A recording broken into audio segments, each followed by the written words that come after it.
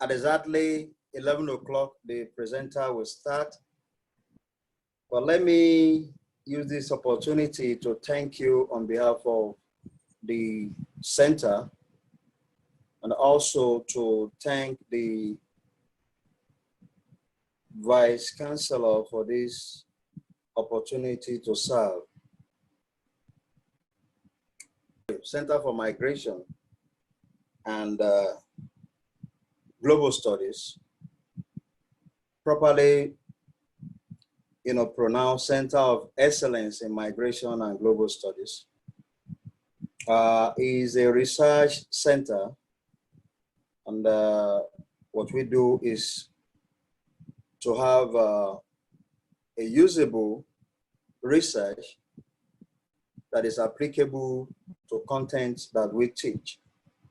Although we are a center for migration and global studies, we cannot deny the fact that migration is multidisciplinary, and that is why in the last 2 or 3 presentations, we have focused in a multidisciplinary manner.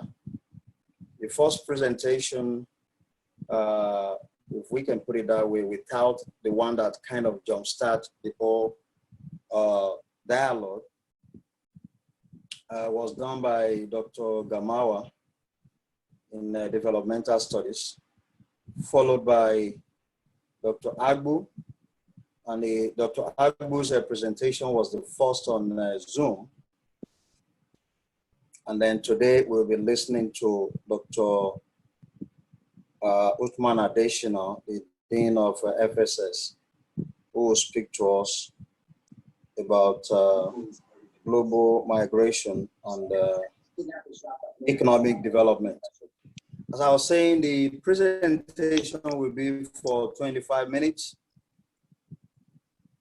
And our guest presenter today is Dr. Ganiat Uthman Adeshina, the Dean of FSS, and an Associate Professor of Economics. Following in the tradition of Dr. Agbu, who presented last week, and then Dr. Gawama, who presented the upper week. We do this every Monday between 11 and 12, and then we can continue the dialogue. Dr. Adeshina, are you ready for us? We're waiting on the presenter to load, and we'll start. Thank you, Emeritus Professor Sogolo has joined us. We thank you, sir. Dr. Onwobere, Dr. Shikomaya, thank you for joining. Dr. Adeshina, you can start. Let me unmute you.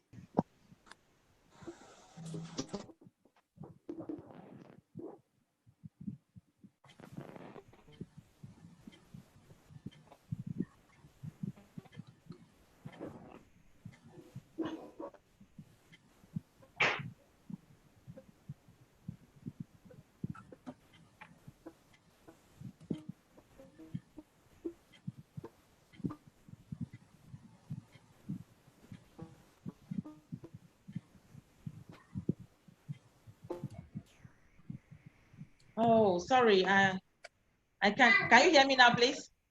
We can hear you now. Yes, please go ahead. Okay. Okay. Good morning, everybody.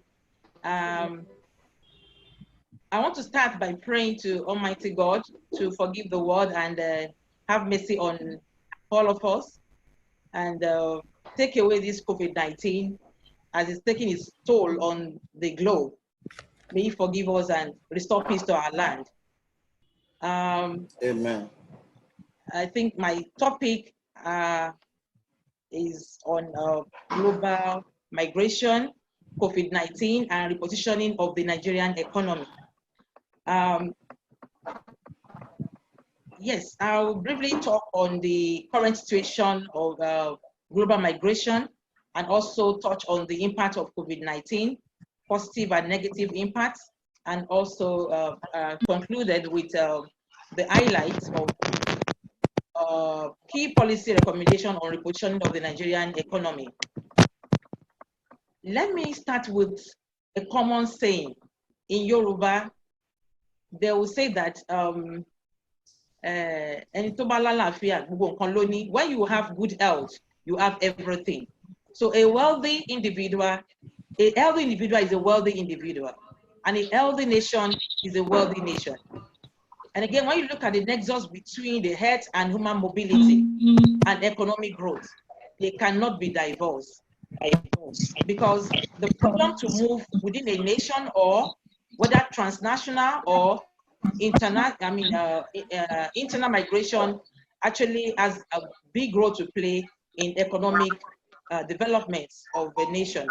So the active population in each country are like animals to human mobility. They really want their freedom. They want to move. So COVID-19, which started in Wuhan in 2019, October, moved from epidemic to pandemic in most countries of the world. And that has actually affected human mobility. It has affected migration, transnational and internal migration. The first index case in Nigeria was an Italian man, we all know about this, who is a businessman. And from that one index case in February, now we have, I'll get to the figure later, we know how it's multiplying like wildfire. So COVID-19 is actually real and global. So it started as an health issue, but it is interrelated with economic issues, with politics, with security. It's also interwoven with what do I call it?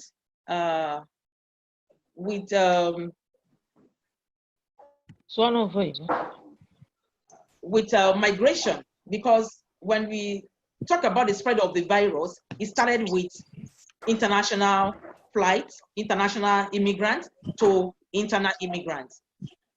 It has exposed the interconnectivity between all these various sectors that are very essential in an economy.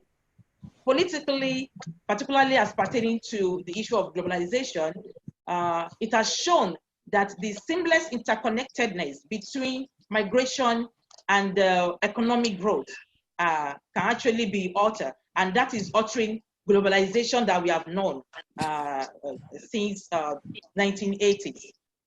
The word globalization actually came into social sciences in the early 1980s, and according to Castell et al., he said that transnational human mobility is what is globalization. But we all know that internal migration is a very key aspect, is an aspect of migration, and both of them are actually very important aspects of globalization. And economically, globalization is the process of economic integration that broadens and deepens the linkages between countries in terms of trade, economic in the economic world. But when we talk about economic world economy, we're talking about trade, we're talking about finance, we're talking about investment, you know, that is interplaying between countries. And all these come together to create what we call the world market. And the world market today cannot function without migration taking place, internal or transnational. So this has brought about globalization and migration has brought about a lot of issues on border control, you know. Now, let's look at border control, migration, and economic development. I want to give an example of the US. In the US, despite the surveillances and the other technological apparatus available to the USA, in 2017, they have over 15 million illegal immigrants. Now, just to talk about the economic aspect of these migrants, you know, if, for instance, 10 million of these 15 million take up a menial job in that economy, it means people labor for that country, it means a lot of things, economic development, productivity to that host country. The same thing happens when it is internal migration. When it's internal migration, look at, for instance, the Lagos, Abuja, Port Harcourt, and Kano as the mega cities in Nigeria. People are always migrating to that city because they are looking for greener pasture. They believe they are going to make it work together. And that means a lot to the host community because it brings about development when most of them are engaged in actually what brought them there, what made them to migrate. But when you look at the other aspect of it, if just 1% of them or 2% is fixed to crime or unproductive activities, then it has, or criminal activities have a lot of issues for that country. And so migration and development are very, very interrelated. I just quickly want to show what we have last week, Monday actually, is when I got this figure, just for us to compare what the curve of the COVID-19 is in Nigeria. Last week, the total was just around 627, but it has doubled just within 1 week. This was last week, Monday. Today, just exactly a week, it has doubled into over 1,200. And the same thing with death rate. It's also doubled to 40. This figure, whether they are accurate or not, is another issue. And we're going to get to talk about that as we move on. So human beings are bound to move. They are bound to migrate, whether internal, or external migration or transnational migration. And to now lock them down for a long period of time may not be very, very possible. And that's why the lockdown, I'll talk about that later, is just a short-run approach to this problem. It is because when I want to give you an example of 2 or 3 cases that happened last week. 65 internal migrants were intercepted at Taraba State. They left Ogun State and they are going to Adamawa. The vehicle broke down and they were packed like food items. They were packed like food items. So they were able to beat all border controls. And the same thing people always do when it is transnational as well, to get to their destination, because they believe in what they are going there to do. They believe they are looking for, they are going to El Dorado. So this is what is, the part of what is causing the spread. And again, another case was reported in Kaduna, where a driver was presented himself to the hospital and was found to be positive. They asked about his travel history, and he said he traveled from Lagos to Kano. How did you, Kaduna, how did you make it? He said he sneaked out of Lagos midnight, and are you in touch with anybody? He said, yes, of course, I have passengers. And he has dropped all of them off. Nobody knows their whereabouts. This is an issue that a lot of issues that this COVID-19 has come to expose. And so that shows you that you cannot lock down human beings like animals and tell them not to exercise their freedom. They really want to do what they like to do. Some people, when you ask them not to do what they like to do, they can even get sick at home. In fact, this stay at home is bringing in a lot of health issues for some other people. May God save us. So COVID-19 has impacted on the world economy positively and negatively, and I'm going to briefly talk on 1 or 2 of it. The positive aspect of this is international support. You see the Cuban doctors landing in Italy, you see the Chinese doctor landing in Nigeria, and also you see some PPEs landing in Nigeria to help the Nigerian government. Yeah, this is a very good international support countries are giving it to one another in this trying period. Debt relief or debt service relief is another good aspect, especially for the vulnerable countries. 25 vulnerable countries were given debt relief by IMF and the World Bank. Nigeria wasn't part of them. But later on, the G20 and China granted Nigeria and other International Development Association countries. These countries, the IDA countries, are countries that have per capita income of less than $1,175. So Nigeria fall under the vulnerable group in that aspect. And so what the ECOWAS country are now calling for is even debt cancellation. I will tell you why when we get there. Another good aspect is redefining the non-essential workers. The US senator said we need to redefine what we call non-essential workers, because with the crisis, if you want to go home and pick anybody that is having symptoms or reported that it needs to be tested, you need what? You need, or you want to evacuate somebody who is positive, you need a driver, you need cleaners, and a lot of them like that. that shows that all of us are essential, and there's now a redefinition of essential and non-essential workers. And so all of us are essential to development of any economy. But the negative aspect of it, one is that there is going to be 0.5% decrease in global GDP. That is not a good news.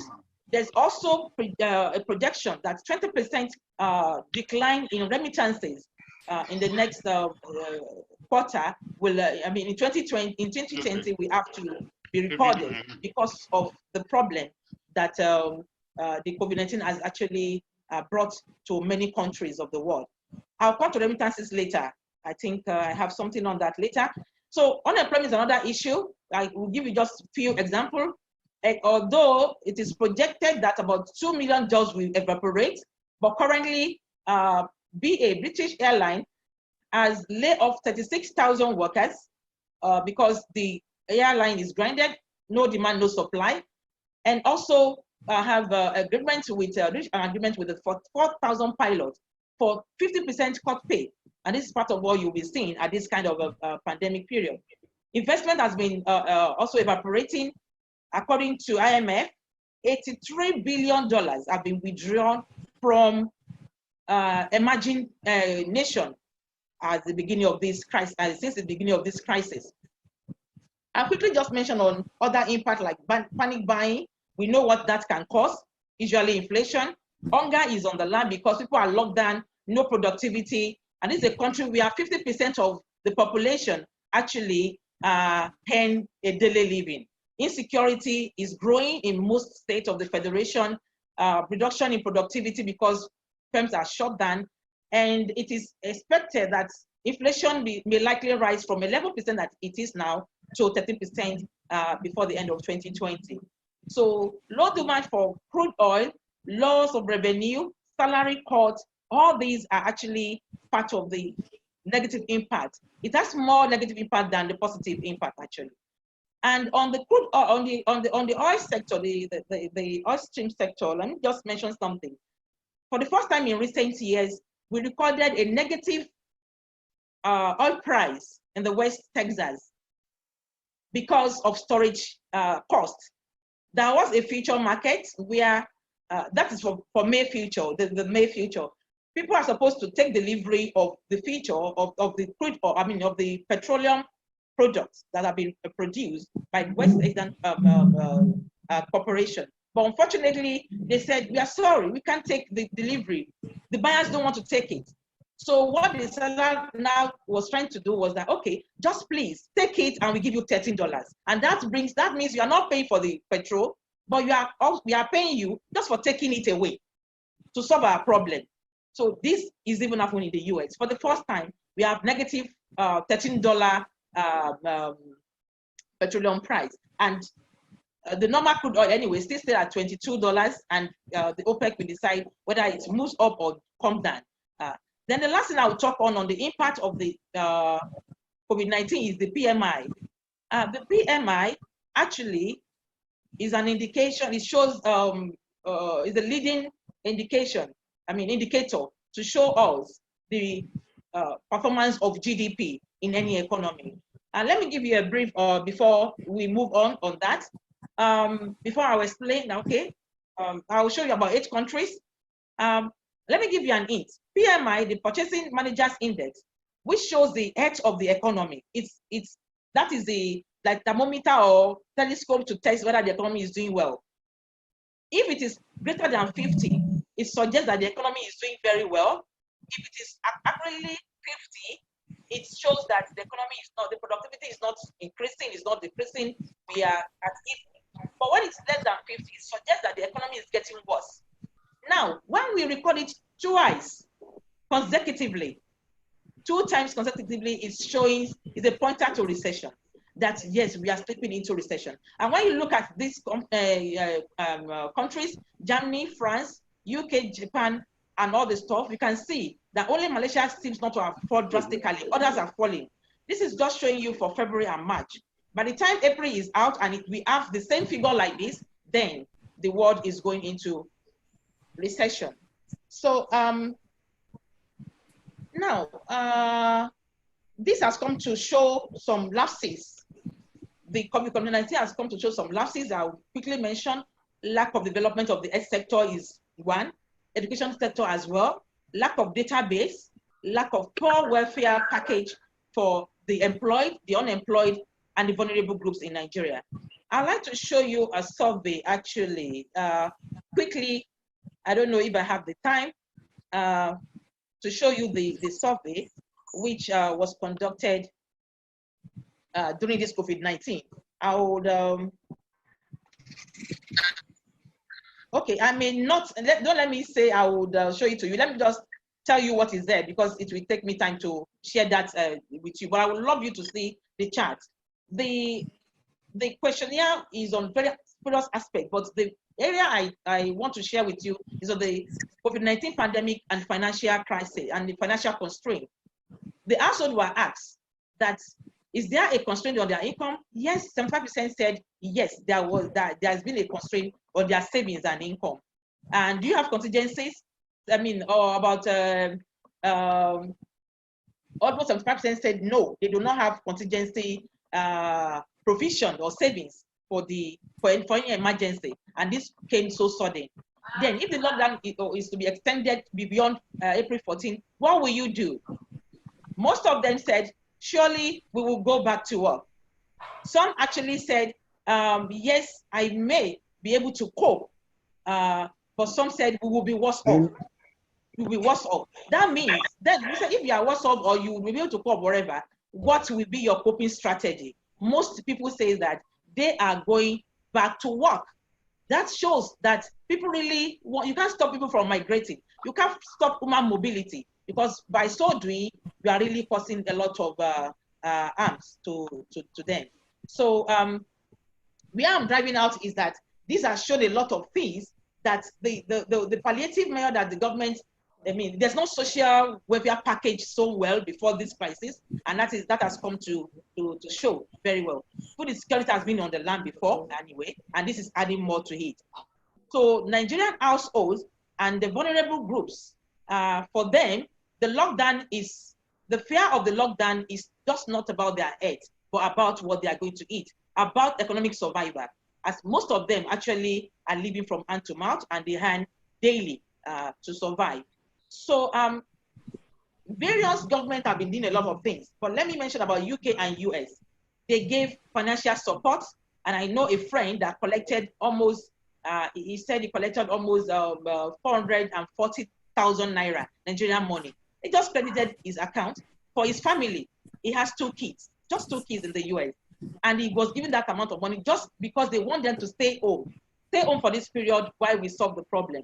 Okay, but when you look at it in Nigeria, what is our own problem?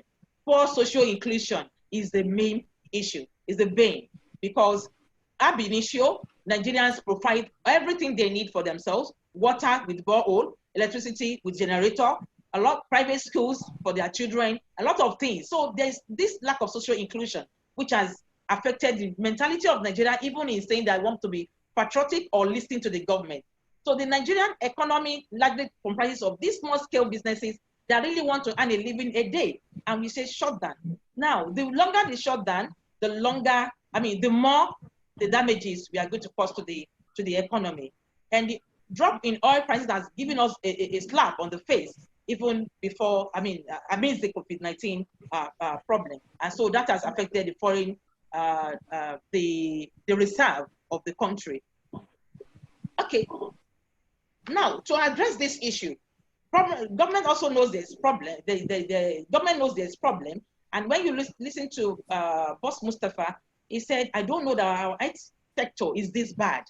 You know, that means government is also realizing the heftiness of the problem. But the Central Bank of Nigeria needs to, as the backer of to the federal government, needs to come up with some palliative measures and some stimulus packages to save the economy from total collapse. And when you look at the figures, you can see here, 50 billion naira stimulus package for household and small businesses, 100 billion naira for health sector, and you look at 1 trillion naira to the manufacturing sector, which is the driver of the economic growth anyway, and also 1 year moratorium for all CBN intervention facilities. And also they have a reduction of the loan, the interest rate on the loan from 9 to 5%. All these actually are measures to cushion the effect of the recession, which we are already getting into. Then, with oil being our major source of income and the steep decline in the oil price, they try to review the official rate of naira to dollar from 306 to 360 naira.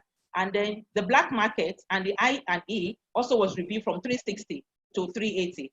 So in the next, maybe after the lockdown, you want to go and change your dollar, you are likely to get more naira. But what is the value of that naira? Moving from getting 380 per dollar instead of 360, we always get before. All these are actually to put in the effect of the crisis that is looming. But this is for financial system liquidity and stability. How does all this translate into food on my table or your table? Now, this is what I want to address. Repositioning the economy, there is the short-run approach, there's the medium-run and the long-run approach to this issue. Some people, I've read some economists talking about the lockdown doesn't work at all. It's not supposed to be. No, it's a short-run approach to the issue, and to address the spread of the virus. But during the short run, we're supposed to prepare for the long run and the medium run, to address the issues that holistically. First, I'm proposing that there should be a kind of efficiency and effectiveness in distribution mechanism. But how do we do that?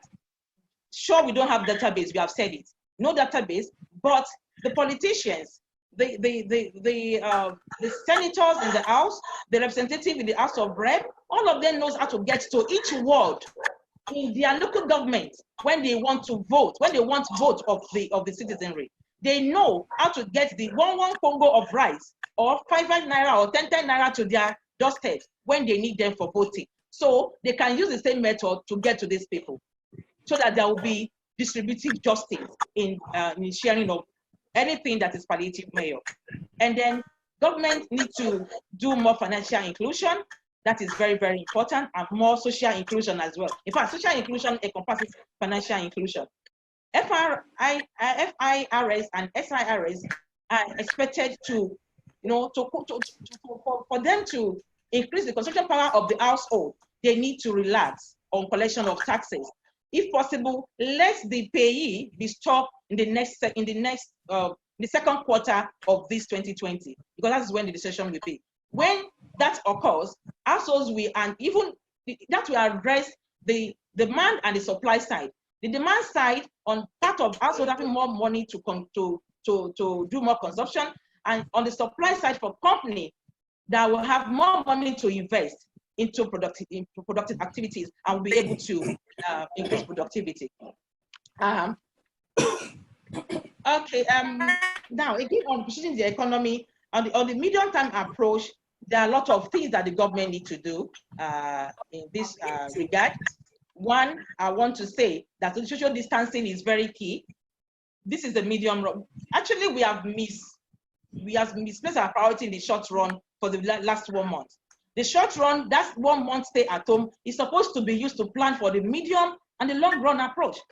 I think we have failed in that respect. So if there's going to be any extension of the lockdown, then the government needs to use that period to do serious strategizing in knowing how to move forward, because we don't know when this COVID-19 is going to leave us. So social distancing, mass production. I want to give you an example of Delta State. Yes, some people are complaining or are pointing out the fact that the mass produced with cloth, local cloth, may not be able to effectively curb the spread. But at least let government do something. Now we have a 1 trillion naira loan to the pharmaceutical companies. They can use that not to import, but to look, if they want to import, it should be importation of raw material to be used for production in the local industry, and not that importing final produced N91 or any other product. If you do that, you are developing the other country and again impoverishing the Nigerian economy. So if you talk about all the palliative measures they have put together, that is only when it can translate into food into the tables of Nigerians. Because when the Delta State government, who has trained, they call them strepreneur. Now during this crisis, it just then recruit some youth who will be wasting away at home, join them, and maintain social distancing and start distancing and start producing. And they were producing up. They said they want to produce up to 2 million to be sold for free. So you don't expect Nigeria to abide by this culture of social distancing and all this stuff if you don't give them some support. And again, I'm recommending gradual opening of the economy. The lockdown is going off. It's ending tomorrow, 27th. Today, 27th. What is the government going to do? Increase the lockdown, and what have you do the period of the lockdown before to do? You know, this is a question that they need to answer. It has to be gradual, and when it is gradual, the first one I mentioned, social distancing, production, everything, because the part of the gradual is that some people that will produce this thing, we have to be active. The active population, we have to be active now because we have made them dormant. And also the preferred sector, the agricultural sector, which is value chain, needs attention. This is the period, the rainy season period, when farmer needs to go to farm. There is a desert locust disturbing the East African countries. We don't pray it gets to West Africa. If that comes, already famine is looming in those countries. If Nigeria can plan now, we can supply food to those countries in the nearest months. Then advice to the household is that they should cut down on non-essential commodities. Non-essential commodities is not the time to go for your brand new car of 2020. This is not the time. Especially with the 20% reduction in the global remittance. Nigeria remittance to GDP is 6%. And with that, it shows, because I've done a research on remittance and economic growth, and I've seen a lot of researches that support the fact that remittances do support GDP.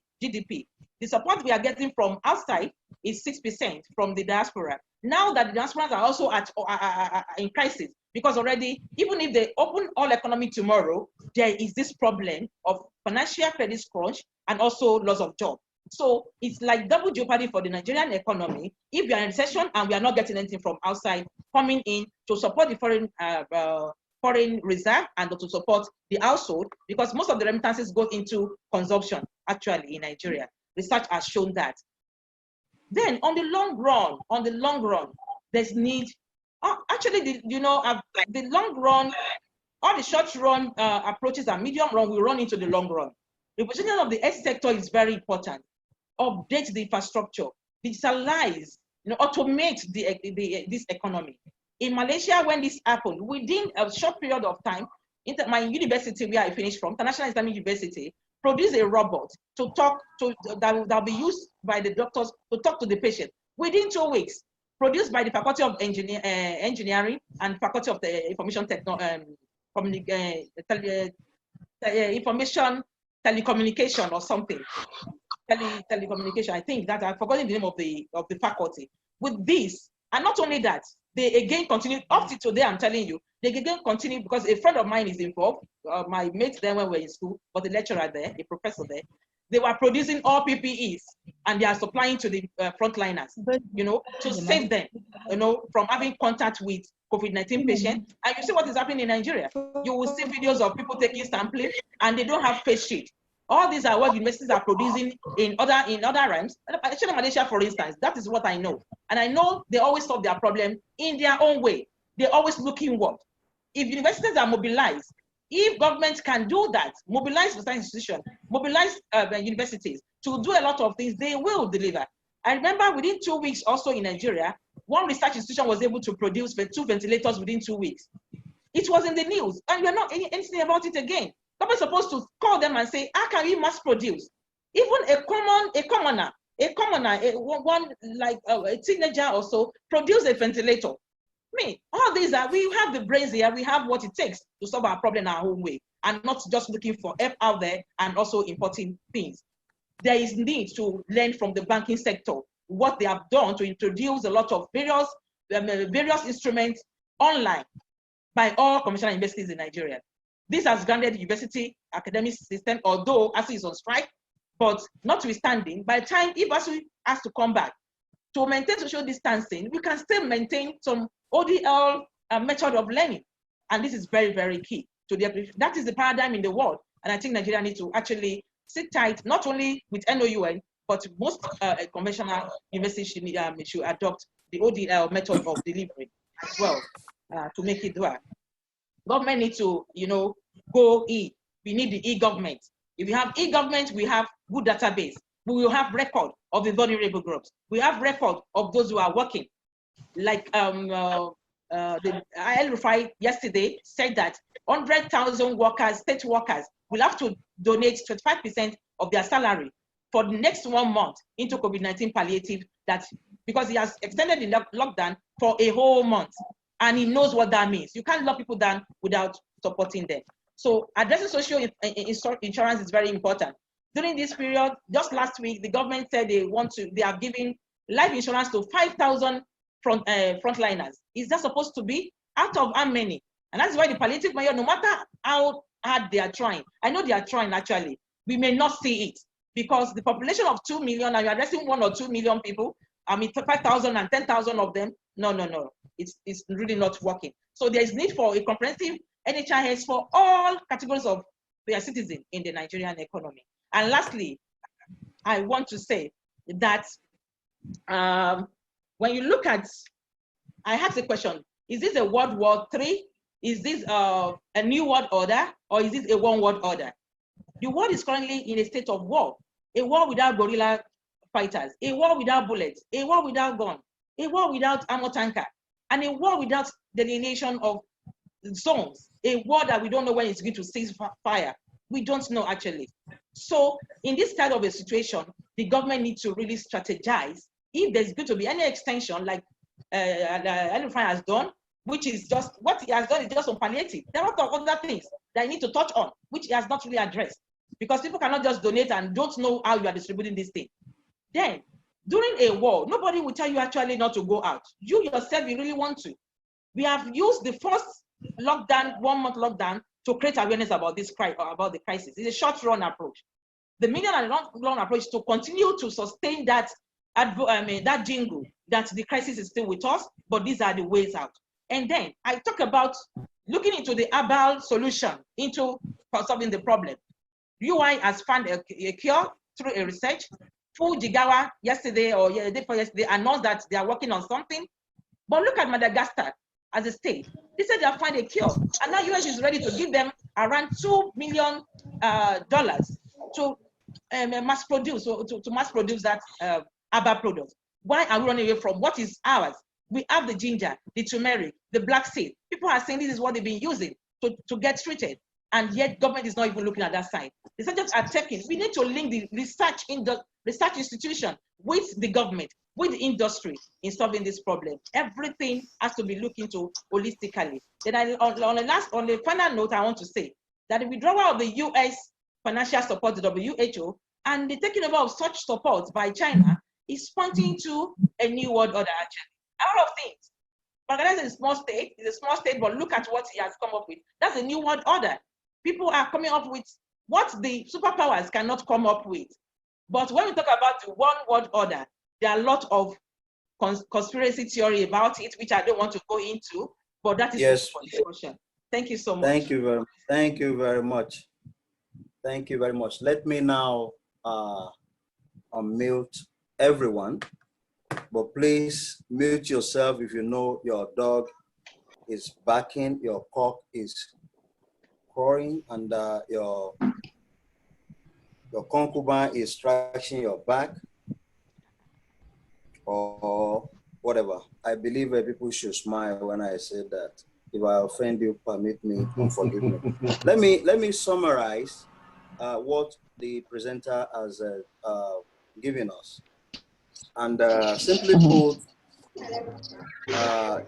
he has told us about the need for infrastructural development as a solution to the economic crisis emerging from this unfortunate situation. She has also said that we need a sustainable economic planning for us to go and understand the post-COVID-19 era, which of course we cannot escape. She also mentioned the fact that there is need for us to look inward. In other words, local content in finding solution to it, to the problem and the challenges. And above all, from my note here, we need to, please go ahead and unmute yourself. We need to, as long as you don't have any noise in the background, we need also to have a government support, sustainable government support. We've listened to her, and we want to thank her for this presentation. It is also being recorded, and the technical crew will make it available, I believe, on YouTube. Oh, thank you. Thank you. By saying chipping before other chipping these, and to be on the record. And I believe the media people are also online. It is on record that National Open University a leader in ODL, but also a leader in civil research for this department. I think what we are doing is the first of its kind. Immediately COVID-19 started, doing research, presenting research through Teleseminar. I have not seen any university doing this, and I think this is good, and we appreciate our Vice Chancellor for leading us in this direction. Having said that, for the record, let me now open up. Kindly, by show of hand, you have the Emicon. If you would like to speak, you should show that by now. I can't find anybody saying, I can see one John. Okay, there are two. I'll go by the, okay, I'll take it in this order. John with glasses, although you are not using the Emicon, I'll take you first. And you have to smile if you understand the John I'm talking about. You have it, okay, you are smiling with Selling Fan, okay. Followed by Doris. Please, if I didn't mention your title, forgive me. Okay, I'm trying to be on the other side of the Atlantic. So John, Doris, Obeje, and if I murder your name, kindly forgive me also. Followed by Awoluga Olukoya. So John, quickly speak. Olukoya will be followed by Nancy Shukuma. John, okay, I'm going to follow Shukuma. Yeah. Thank you very much, Prof. This is my pleasure to actually have this forum to speak to this collective scholars at this particular moment. And in the first instance, I want to thank Dr. Ganea for wonderful presentation. Of course, last week I missed out due to ill health. It's part of the impact of COVID-19 as people stay at home.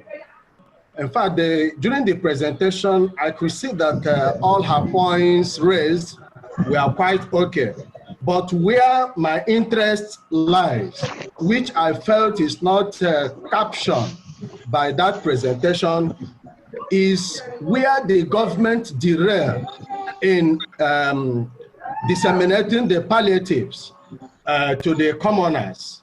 Of course, we can see that in time past, government has come up with this idea of having BVN for all our citizens, especially those that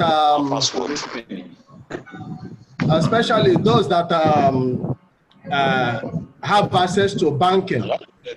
But unfortunately, we could only hear that there are billions of nairas and dollars being sent across the nation, but we could see that the BVN was not used as an avenue to distribute the Dr. palette. John, Dr. John, Yeah. sorry, I have to come in. Just ask your question, or is it a Okay. comment? I want to. But we don't have time. We can take the debate to WhatsApp later. We have just 1 hour here. Thank you, sir. Okay. What I want to ask is this: the official rate given on the adjusted money, unofficial money, dollar to naira, is the one given by Dr. Ganiya. As at yesterday, is not correct. As at yesterday, it was 500 naira to dollar, not black market. So I would like that aspect to be, so that you look at it and make amendment. Thank you very much. We can use your The guest speaker will, already. now you can go ahead and mute yourself. Please, if you are not speaking, mute your camera. I mean, just mute your audio. I said I'll mute all of you. Some of us are not complying. Yes. Thank you. I don't want to miss my B+ from the VC. Don't let me make a C- again. Thank you, sir. I still remind Dr. John. Okay, Dr. John. Dr. Ganiya, you will answer all the questions. Well, let's quickly take the next person, Professor Ubeje. That is it. Thank you very much, Prof. I'm so grateful and excited to be able to make my contribution on this forum. I listened with a keen interest to Dr. Ganiya's presentation, even though I joined the seminar late, and I was quite excited at some of the parts that I was able to listen to. Now, we have a tradition where we make so much contributions, interesting contributions. How does the center plan to make these policies or these contributions to be included in policies formed, and how do these policies become implemented that they will touch you and I? And then recently I read, or should I say I saw on I saw also on social media about the story of Senegal. And I don't know, social media, I don't know, but I read again with keen interest that these were models or that were adopted in past pandemics.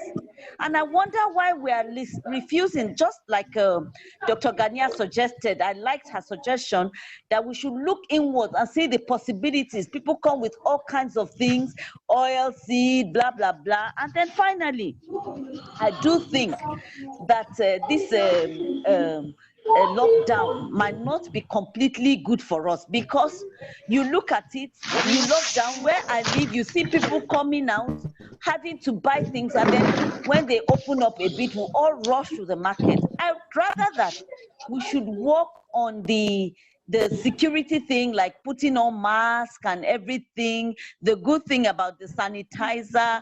Let's look more at how we can do this without locking down, because like Dr. Ganiya suggested initially, a lot of us are daily earners. And so how do daily earners cope? Thank you, sir. Okay, thank you, Prof. Some of you, you will pardon me, I will need to cut you short. You should be time conscious, and then the debate continues on WhatsApp, so that we have enough time for the presenter to respond.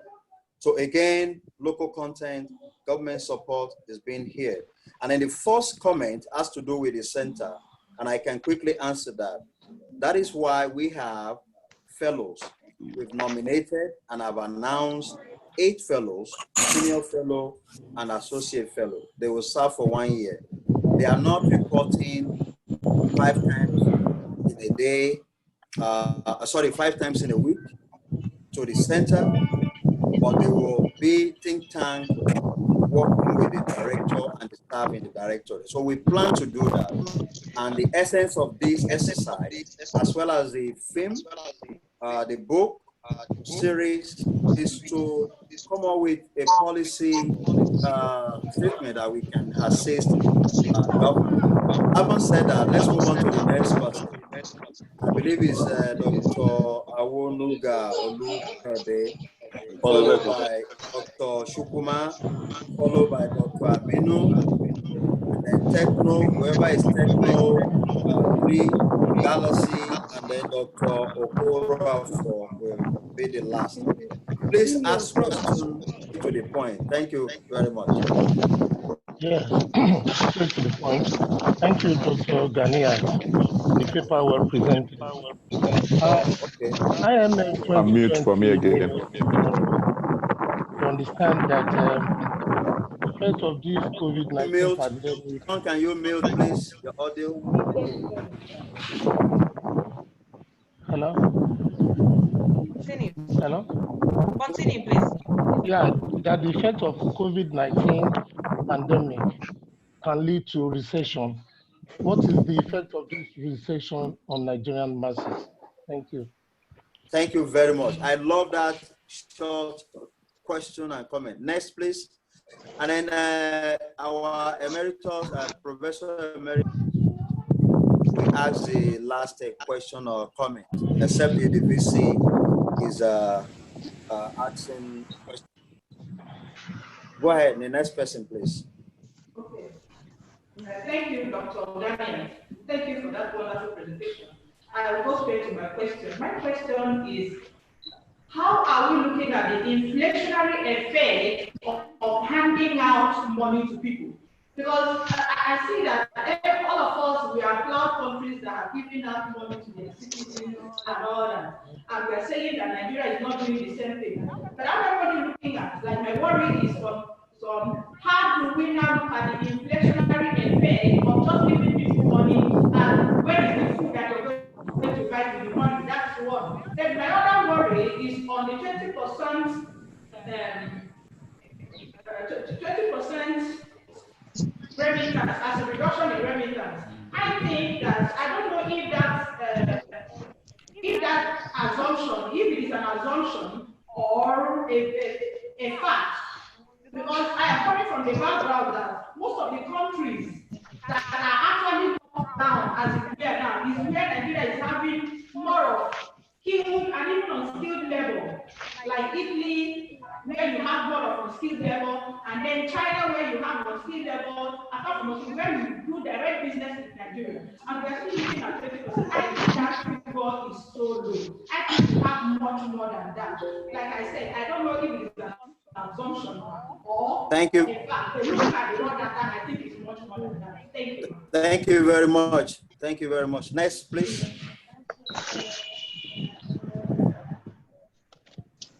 The next person. I believe that was Dr. Luka still there. Can we have who is Techno something 3+? You can ask your question now, and then let's know your name. The person. Okay. Yeah, it's my husband that I want to ask the question. Go ahead, please. Just mention your name.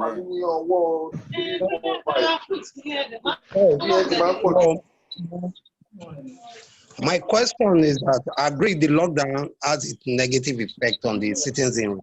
My question now is that what should be the major consideration for Nigerian government at this crucial time? Is it the economic or the health?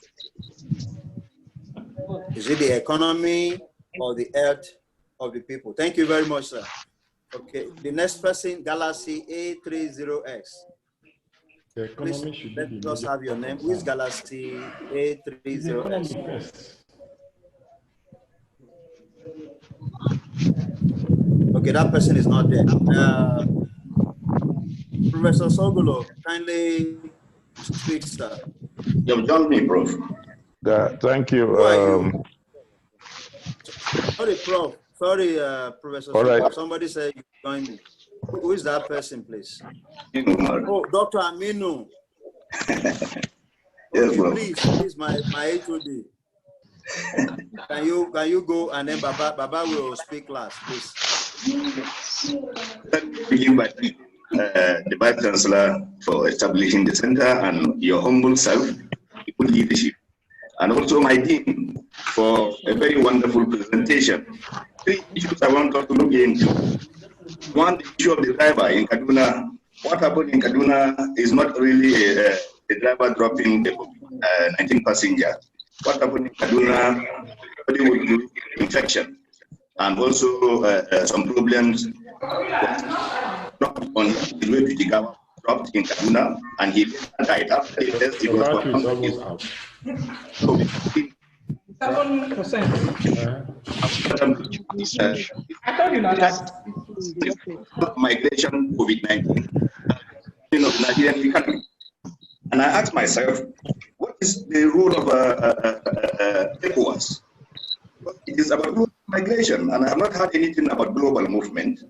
The case of ECOWAS and Nigeria, and especially that our own president was made to chair COVID in ECOWAS. And this issue of palliative measures, comparison between Nigeria and United States of America, the issue of capacity. Do Nigeria really have the capacity to deliver the most desired palliative that people are asking for? I want us to resources there. Very much. Okay. The question is the capacity of the government to deliver and sustain the palliative measure or infrastructural development. We'll listen to Professor Sogolo, please. Thank you, Prof. Thank you very much. First of all, I want to congratulate and yourself, Prof, for Thank you, sir.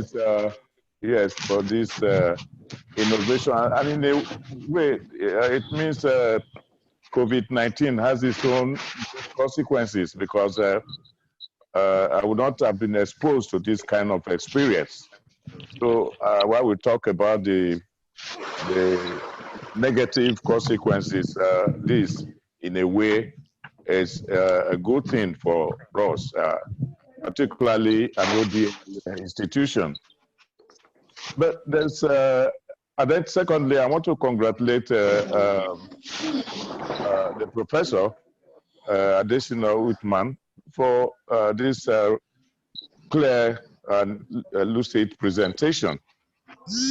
But they have a problem, and that problem is one of accurate figures. In the US, for instance, you talk about the number of Americans who have filed for jobless compensation.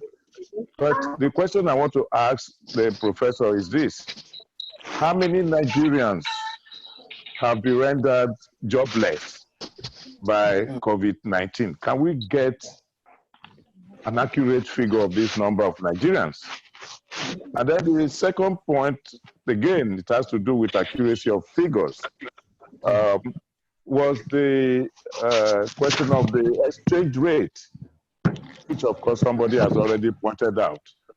It is no longer 380 naira to the dollar, but far over 400. Some are speculating about $500 500 naira per dollar. So that is one of the problems we face in Nigeria, how we can get accurate figures, and that really affects our planning. So in a way, we might go through this period without having the accurate, any accurate figure of what COVID-19 has really cost. That's all. But I want to say thank you very much, Professor Tijani, for taking us through this refreshing experience.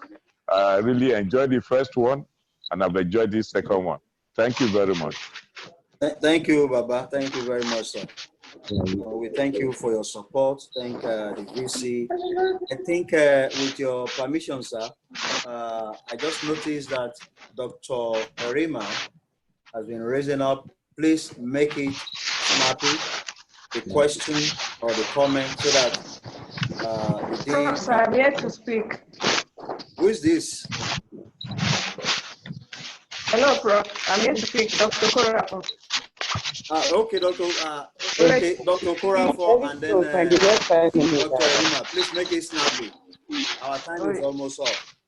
Yeah, Prof, thanks for the opportunity, and thanks to the presenter. Okay.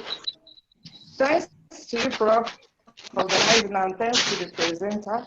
For me, this paper just highlights, brings out the far-reaching consequences of migration, what migration can do to a country.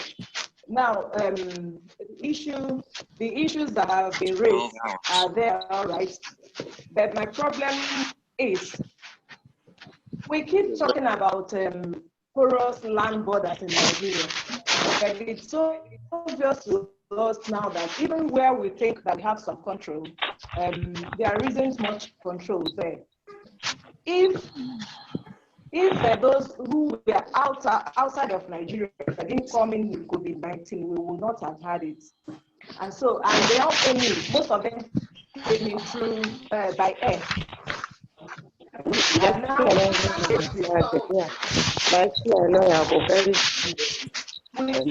how do we strengthen what we have at the air borders so that we do not allow the negative consequences of migration to come into Nigeria? Briefly, that's what I want. Thank you very much. Dr. Erima, quickly. Thank you so much, Prof. My question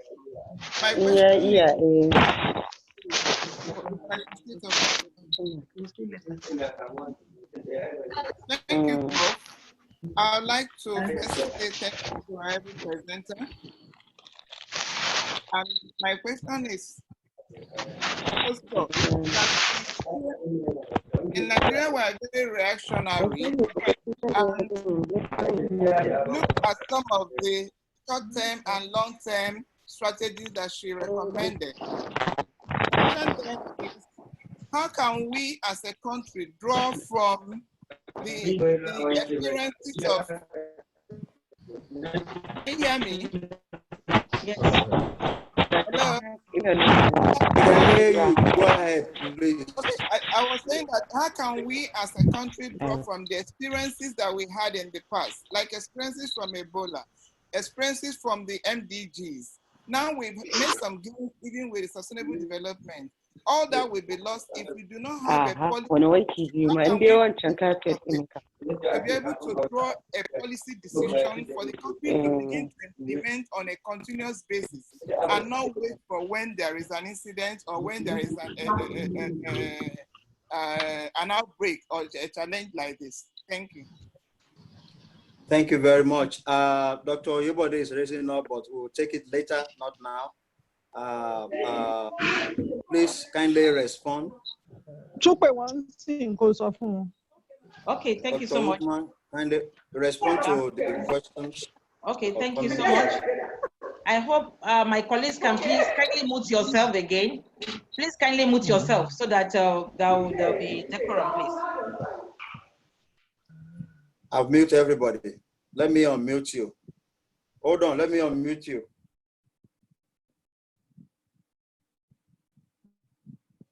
Go ahead. Okay, sir. So I will start with the first question, which has to do with the official rate. Actually, the official rate is 380. This is a new document. It's a new palliative document of the CBN. And so if you are buying for 400, 450, 500, that comes to play what we expect at this period of pandemic or at a period like this in the market. People want to speculate. People want to, exploit others and make profit out of this. But the official review rate is 380. If you search online, just pick your phone as I'm talking to you, search for dollar to naira rate. What you will see is 380 or 382. 380 is the official rate, but people will, black market, they will always inflate because they want to make profit. This is their own time to actually make it. So the rate from the review, they can't just review from 360 to 500. That would be a lot to the economy, honestly. That would be a lot of the devaluation to the naira. And then on policy implementation, somebody said maybe I did not mention how this palliative mayor, government failed in distribution of palliative mayor. I think I've mentioned it. I've mentioned it because I said we don't have database, but they have a way to get to us during election period. They should use the same way they get to the poor during election, to give them 5 cups of rice, which they will appreciate so much. And because of that, they will go out and vote. They can use the same method. Though, you know, the politicians, they always want to hide under the, sorry to the politicians in the house, under the lapses in the economy, which, you know, yes, we are doing our best. This is the people we can reach. But is that the best, really the best? Is it how many people are getting it? Like Dr. Aminu said, how many people are getting the palliative? When we talk about over 200 million people, and you are talking about giving 200,000 households palliative, I mean, how do you feel it? Even in Lagos, where many people are just trying to help, the Chinese community in Nigeria is trying to help. Many people are trying to provide food items, soap, all this stuff, but yet it's not reaching to people, because if you give for 200 out of 1 million, I mean, what are we talking about? That is the problem. There is problem, and we know there is problem, but they will always hide under the fact that we are doing our best. Policy implementation of all this by my prof, thank you so much. That we are discussing, I know we have among us, some of us that are close to the policy makers.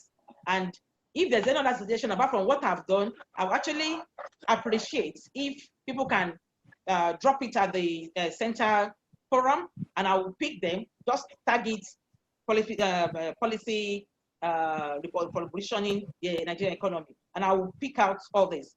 We are planning with the center to ensure that this recommendation gets to the policymakers. What we always do is to ensure that they get it, but implementation is at their hand. There are a lot of companies that we have had. You submit your communique and the recommendations of the researchers and the experts in the field for government and industry to work with, but it lies with the government. Why, if they want to implement or not. That is if politics, again, will not come to play in that implementation. What is the effect of recession on Nigerian economy or a country? I think I roll out a lot. Unemployment is number 1. People are already losing jobs. And I will tag it to another question that says, how many jobs have been lost in Nigeria? You know, I wanted to say it when I was presenting, but thank God that you even reminded me that we have been hearing about, you know, the badly hit industry is the tourism, the restaurants, the aviation industry, manufacturing industry, and the importers, okay? But Nigeria, we will not know how many jobs will evaporate from the aviation industry, for instance, except when the airpiece want to talk to us and give out the figure, except one aero contractor want to give us the data. These data are given out by these people that we use as example here. But Nigeria, we are still not assessing the impacts. You know, I know now most of this aviation industry in Nigeria that are running assessing internal migration will have their own plans for sure, because they've been granted for 1 month now, and they are holding some of us who have bought some tickets to travel within this period, and they have to cancel, and they have to pay. How do you continue to pay workers that are not working? So until they give us the figure, that's when we can now know. But there are a lot of implication of recession. Unemployment, salary cut to be part of it. Part of what I mentioned is that I said that 25%, at least nobody will, if you are getting 65,000 naira per month, you will be getting like 50,000 naira by this new month, next month, because you have to donate 25% of your salary to buy palliative measures. That would, because the government, somebody also raised the issue. Do the government have the capacity for this palliative measure? No, it seems no. But again, when you look at some figures they are rolling out, it seems yes. Where are we getting all those ones from? But the problem is government is not ready to spend that money on people. And somebody asked a question, which is a question, which is what this research is actually addressing. They have to dance between two brides, you know, saving the life of people and saving the economy. The two are very key. You need to save the economy and you need to save the life of people. But some government actually, in a capitalist economy, will prefer to sacrifice the lives of some people to save the economy. That is one thing that is key. That is very obvious in the capitalist setting. In Nigeria, politicians may be ready to sacrifice some life as well to save the economy. And so they said, go back to work without much support in terms of PPEs, not even money this time around. Those who want to go back to work, basically, if you want to gradually go back to work or unlock the economy and make the active population to start working, will be the higher category, and then some sectors, take it sector by sector, look at the essential sectors, let them go back to work, okay? And then, but how do you manage the market to women that you do not support at all? Because they are also supporting those who want to go back to work. Somebody said, what is the effect of inflation? If we said they should give people money, what has happened in the US? What has happened in the UK? A friend of mine, I said he was giving almost 440,000 naira. I mean, said they are expected to spend it on buying food items, and you have time to go out to buy this food item. So you don't say that because they are giving people money, maybe there's inflation. Where will that inflation comes? Take for instance, if you are not on lockdown, all of us will be at one workplace or the other. Market women will be selling, the tomato women will be there, supplying, earning daily and spending daily. That is the lubricant in the economy. Okay, the more you have the multiplier effect of velocity of money in the economy, the more you have the growth. The more you have productivity, the more you have the growth. But when you are not producing and nothing is coming, even the little one you want to buy in your house, how do you get money to buy it? Like I said, in that research, people don't have contingency allowance, savings. And now the little savings that they have, not for contingency, maybe for speculative purposes or for transactionary purposes, they have expended it in this lockdown. Everybody is getting their accounts getting to red. Then how do you manage? How do you cope? So this is the issue. Even if the employed are supported, you won't see that inflation in this economy that we have currently with what is happening now. And not the second question by that person on inflation, I think the person was very far away from the speaker and I couldn't hear the second question. But the next question is, what is the major consideration for health? Okay, I think I've taken that. Health and economy, they are both very important. They are essential sectors. In fact, health economy is an aspect of economy. Financial system or financial economy is an aspect of economy. All of them, all these subsets, makes a system work. So if one is sick, the other one will be sick. This started as a health issue, but now it's affecting everything. Legal procedure, affecting security, affecting everybody, every sector. So the two are important, and government need to balance in sustaining lives and as well as economy don't recover so fast. It is people that will make it to recover. So you have to recover these people first. You have to safeguard their life, and you have to ensure that they are back to work and be productive, then safeguard their health. Like I said, how can you be giving 5,000 health frontiers, what's it called, life assurance? What about others? For crying out loud, what about others? How are you going to distribute this 5,000 to the 36 states of the Federation and FCT? Though we have that shortage of doctors, but nurses, they are also part of the frontliners. So also the cleaners and all of them that are involved in support staff. Then, what? ECOWAS, somebody mentioned about ECOWAS and, okay, capacity to deliver palliative, I think I've addressed that. ECOWAS is asking for debt cancellation. That means a lot for all of us, if that can go through. Because the money that's in a good sector where the government is having the interest of the people at heart, what is expected is that if we have debt relief, we are not paying for the next 6 years, we are not servicing your debt for the next 6 months or 1 year. Then don't say yes, we are not paying, but at least for this year budget, which is being currently under review, 32% of the budget was to be used for servicing debt. That is multilateral debt anyway. The local debtors to the government will not do debt cancellation or debt relief. I'm a bond holder, for instance.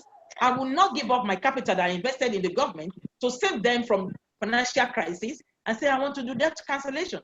Only multinational organizations can do that. And when they do that, or when they give you relief, don't say because of that. The government is supposed to now look at, even if we are not using 32% of the budget now, can we use 10% of it?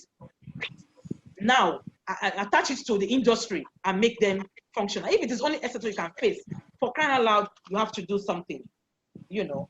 And how many Nigerians have been rendered jobless? I think that will come later. We can the effect we are talking about now is a general one. The specific effect is only when industry are coming out to say, yes, I need to retrench. Companies are saying, no, I have 30 staff, I can only sustain 10. 20 will have to leave because we have less productivity. Then the tourism sector, the aviation sector, manufacturing sector, all of them may become so indebted if government did not come to their aid on time. Then the last one is, how can we draw from the experience of Ebola? How can we draw from the experience of Ebola? Anyway, Ebola is also a viral infection. It's a health issue, but not a global one. Not really so global like this. Not so so widespread like this. Yes, there are lessons we can learn from Ebola. I have a colleague who was part of the UN in Nigeria here when solving the Ebola problem. But the problem is, are the politicians also ready to listen to drawing from that past experience?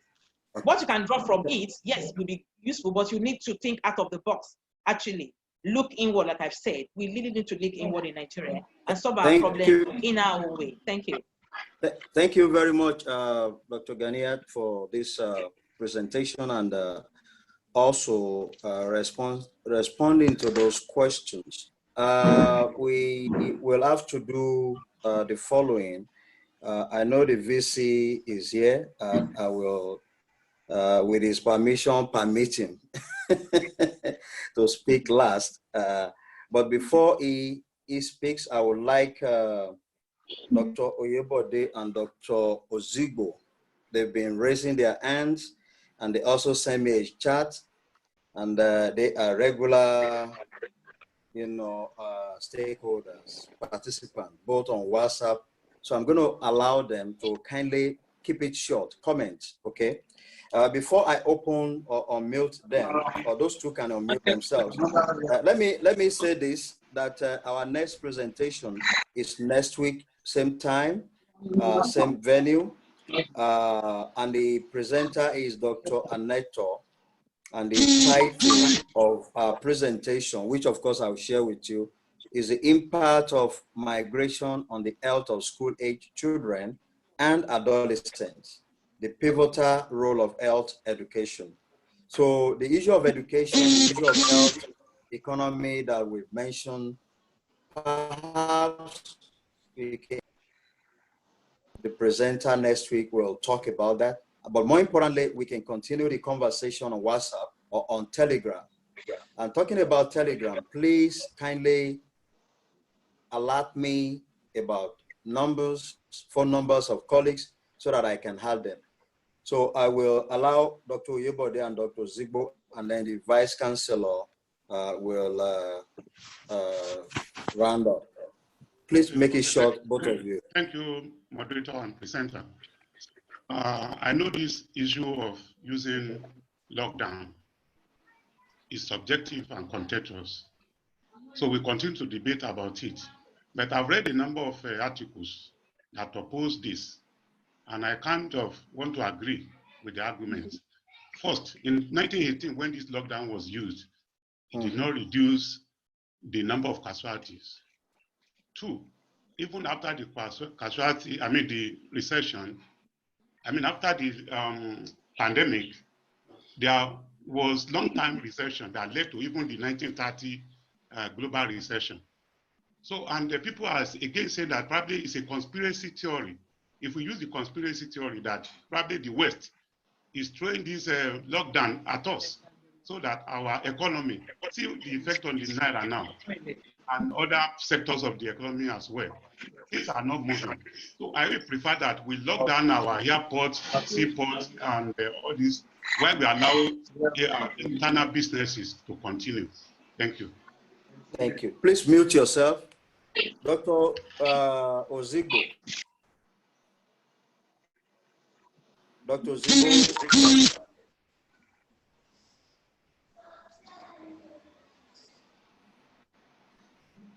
I guess Dr. Zigbo is no longer there. I think we will listen to the. I'm here. I'm here. Please speak. Okay, I'm speaking. I said I want to commend Dr. Ganiya for a wonderful presentation. But let me go straight to the point. Having in mind or knowing that the depths and duration of COVID-19 pandemic is unfortunate, and like she mentioned a lot of adverse effects of which we all witnessed. My question to all of us now is, how do we turn the COVID-19 tragedy into an opportunity for a new Nigeria? This is a question I want all of us to reflect on. Thank you very much. Thank you very much. And I think in our discussion, one of it is the fact that we are having this, intellectual discussion, which will metamorphose into policy, advising the government on policy initiative, and then thinking about the future. But let me quickly answer, as a historian, let me quickly do a rebuttal and to Dr. Oyebode. The 1918 event actually led to 50 million deaths, the highest the world has ever known. Who is trying to get me from my B+ to C-? We've been performing, and the VC is here now, and you are talking with your daughter. Please, let me mute everybody. Is that you, Dr. Zigbo?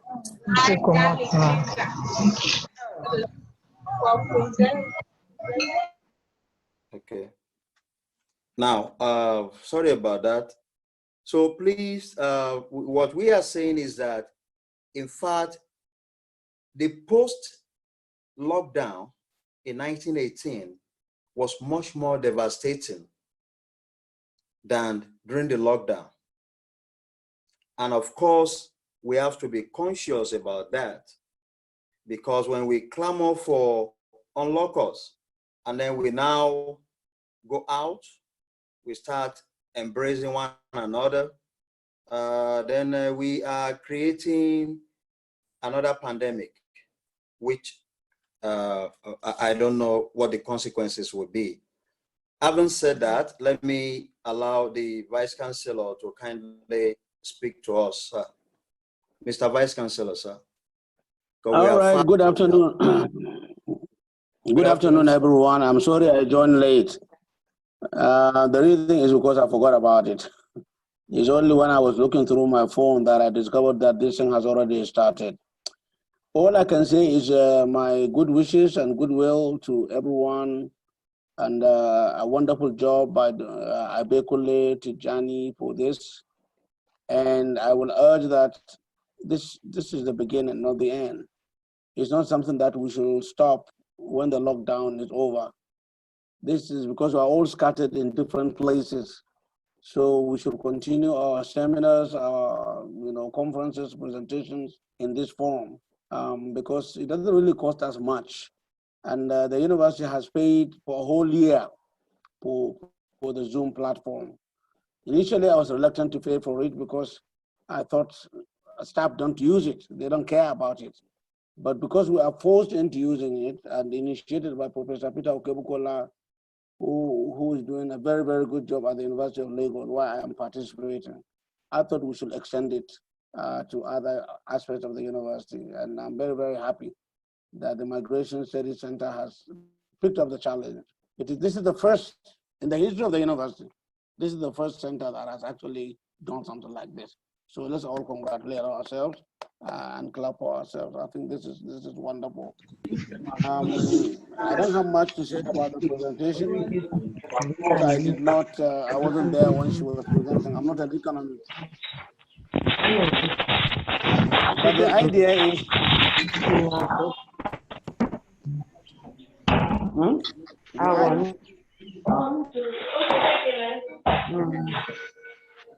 I can't talk because.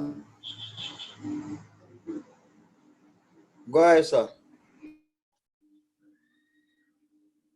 Okay, but the idea is for us to create a situation in which we don't discuss right and wrong, but we discuss it.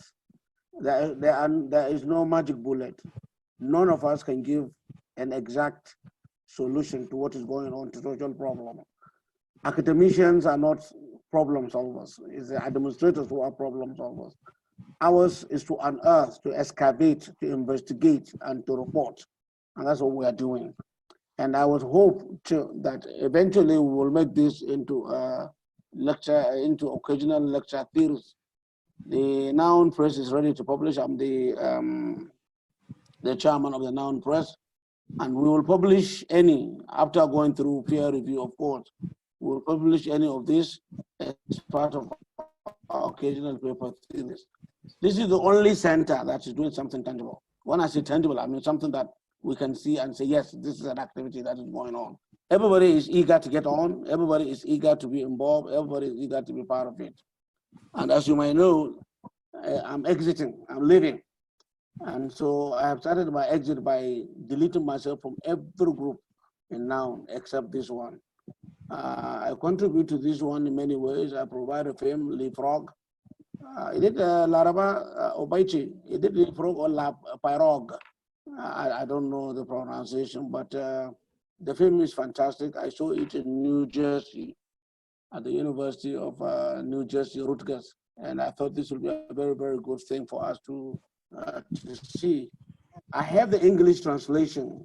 That is the word, the file that converts it into English.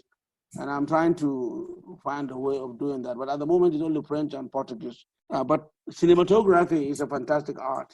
You don't really need translation to understand what is going on.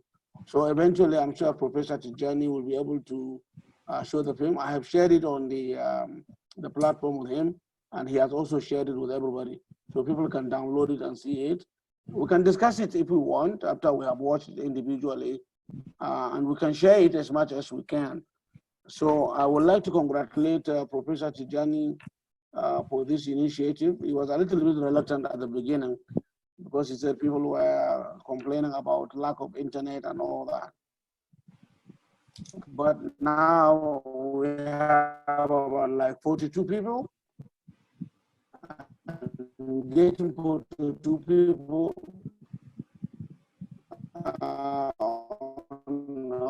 in their bedrooms or in their toilets. Or I don't have to pay small chops or big chops.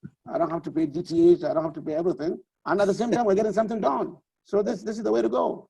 I mean, suddenly everybody is saying Zoom, Zoom, Zoom, Zoom. So let's zoom on.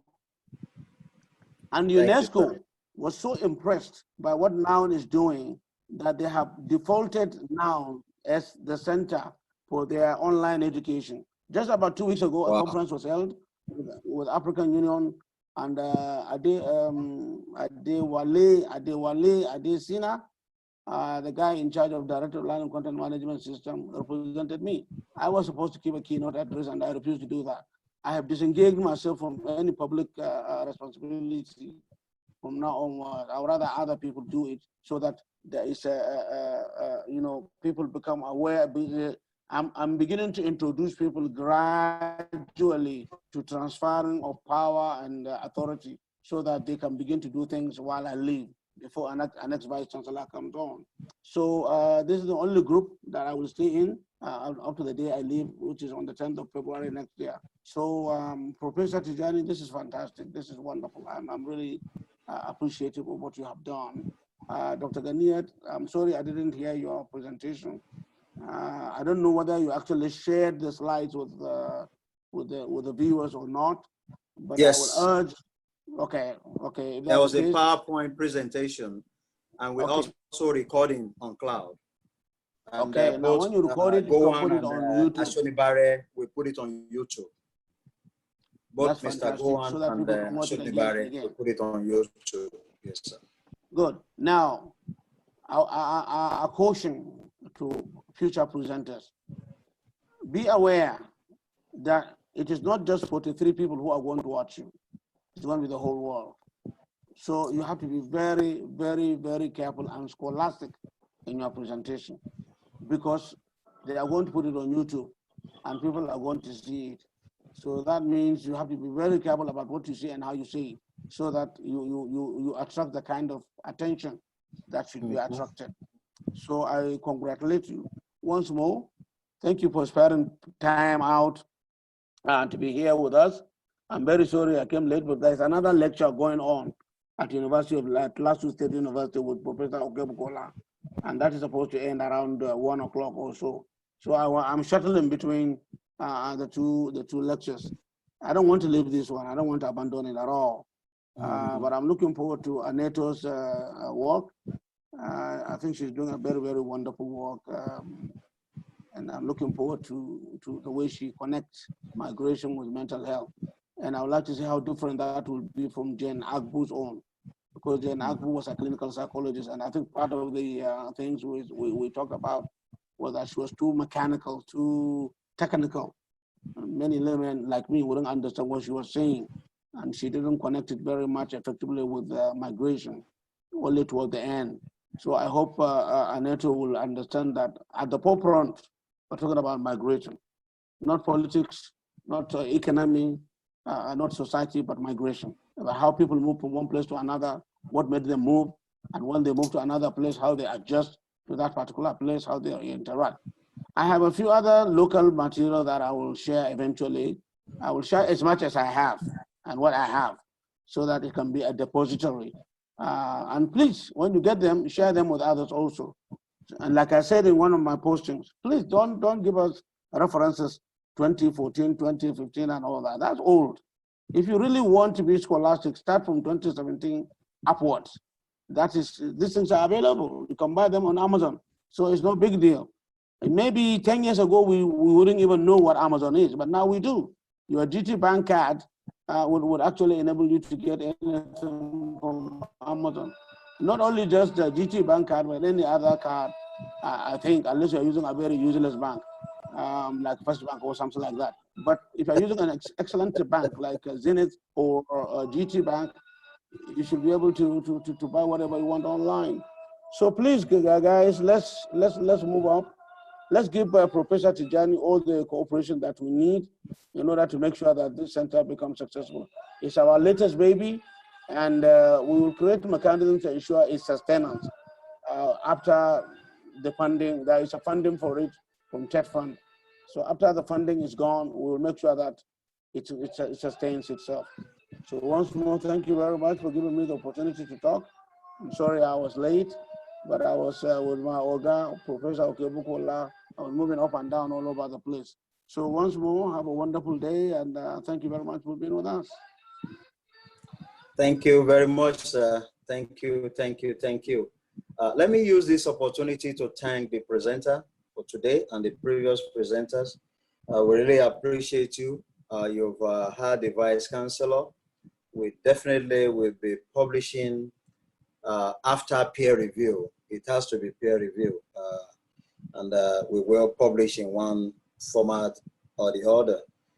Let me also thank the Vice Chancellor for sharing with us the body of knowledge, particularly resources.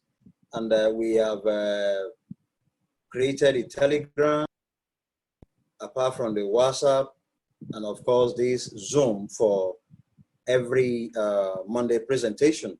But let me announce, as I have done on the fellow, we have 8 fellows approved by the Vice Chancellor.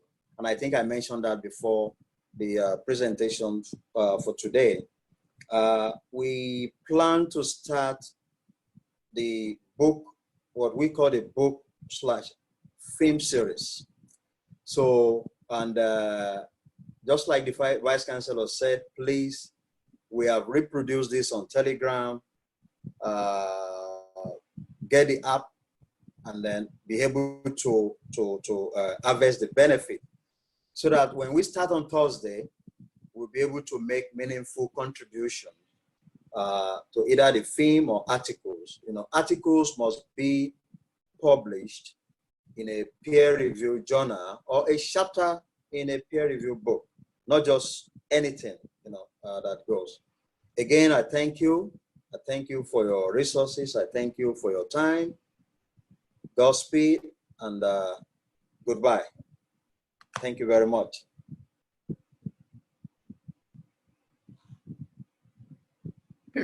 Because they've not paid anyone at all, Abi. No. I'm sure their papers or something. That is how you got it. Oh, you people